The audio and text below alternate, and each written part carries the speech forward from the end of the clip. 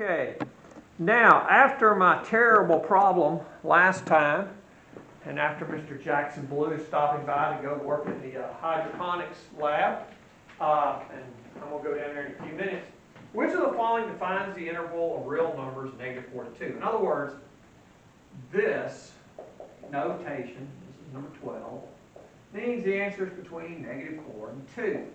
And it includes them, less than or equal to x, less than or equal to 2. That's what that means. Now, if you look up here and you start just thinking about them, the first one is absolute value of x is less than or equal to 2. Well, what that would mean was that -2 had to be less than or equal to x, which is less than or equal to 2. That's the only reason A would work out. Not right. The B one, and let me show you how to work these too. The B one, what you would do, the way to work that is take that and make it -3 less than or equal to x plus 1 less than or equal to 3. And the reason why is when you're doing absolute value of a bunch of goo here, less than or equal to some positive number, it's always the negative of that number, less than or equal to all the goo in here, less than or equal to positive number. That's how less than will always work. And if you were in my Algebra 2 class, I gave you a little chart. Less than's are always worked with that, and equal to and greater than's are always worked with the ors. No, do not use the word and. This is the and. Don't do the and, let's do this. Then you get -4 less than or equal to x, less than or equal to 2. Boom, right there, B, done.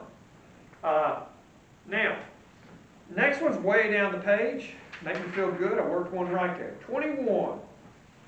21 is all about rationalizing with I.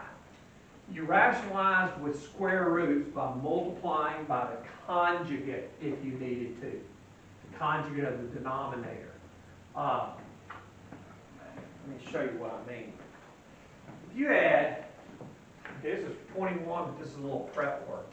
If you add 3 over 2 plus the square root of 5, and that was the original, and you wanted to rationalize it, what you did was you multiplied by 2 minus the square root of 5, 2 minus the square root of 5. That's called a conjugate. And you need to know that word, you need to know what it means. You change the sign in the middle. Somebody says, you know, you could change it. Yeah. There's another way to do it. All right. You distribute 3 out, you get 6 minus 3 square root of 5. Here, you use distributive property. 2 times 2 is 4. You get -2 square root of 5, positive 2 square root of 5, minus 5. Okay? Now, somebody said, Mr. Evans, didn't you just square it? No, folks. We got these people that think you can just square each term separately, and you can't do that. You're actually doing distributive property. So you get 6 minus 3 square roots of 5 over 4 minus 5, which is -1. And then make that -6 plus 3 square roots of 5, so that you don't have that negative in the denominator. Now, the problem you have has i's in it instead. 3 plus 4i over 2 plus I. Well, what I want you to do with that problem is multiply by the conjugate of the denominator. And I'll even tell you why this works. But you're going to multiply by 2 minus I and 2 minus I.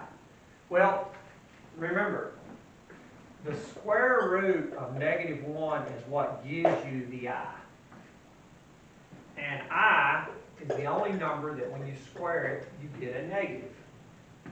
Well, the whole deal is, notice, I over there, you could put a square root of -1 here and a square root of -1 here, and it would have square roots in it. And you'd know to multiply by the conjugate. That's the reason multiplying by the conjugate works for the i's, just like it worked for the square roots, because I is the square root of -1. Maybe that makes up for that problem that I missed a little while ago. Use distributive property. Okay, there's a 4-letter word that begins with F that y'all use, but I'm not going to use that on video. 6 minus 3i plus 8i. Positive times negative is negative 4i squared. 2 times 2 is 4. I get plus 2i minus 2i minus I squared. I squared equals negative 1.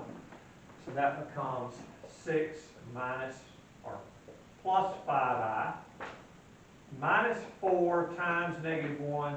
And somebody says, Mr. Evans, you didn't have to do that because we already knew how to do that.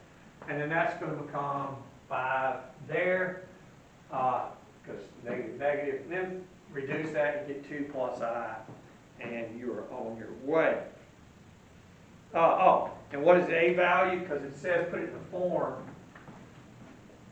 It's 2 plus I. So the A value is a 2. And the B value is a 1 that's understood to be there. But it says put it in the form A plus BI. So the value of A is 2. Honestly, these fill in the blank ones, they used to be on the Clep test. I don't know if they are anymore. Students told me for the last few years that they don't give you the values. Now, just notice, I have been wearing a mask.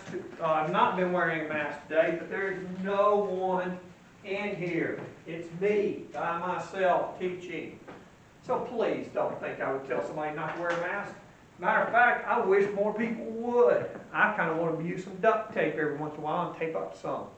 I wish fewer people would talk on their phones when they drive. But I'm going to put that on the board. I'm going to put some videos in, and I am done.